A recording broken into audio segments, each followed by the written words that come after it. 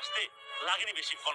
ইমাম সাহেব বাইরে ফেসবুকে সেদিনকে একটা ভিডিও পোস্ট করছিলাম। তার কমেন্টে অনেক মানুষ অনেক কিছু কইছে। বয়সটা শুনে যান তারপরে কমু।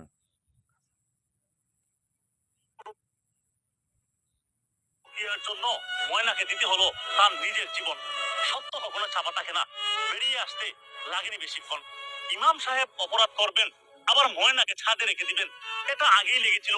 দেশবাসীর সন্দেহ মাই চাচার প্রেমের গল্প প্রকাশ হয়ে গেছে। বুঝার বাকি নাই এর এই সংসারে আর কেহ। অবুজ ময়নার প্রতি অবিচারের বিচার চাই।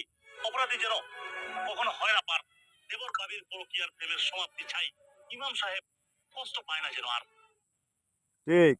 কি ভাই বয়সটা শুনছেন তো? সেদিনকে আমি একটা ফেসবুকে ভিডিও আপলোড করছিলাম।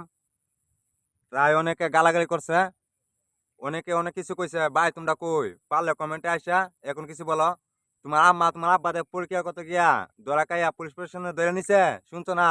এখন তো মিডিয়া জগৎ সব চলে গেছে। পরীক্ষা কত গিয়া ময়নার মা আর ময়নার চাচা ধরা দেখাইছে শুনছো না? অন কমেন্ট বক্সে আয়ো তোমরা।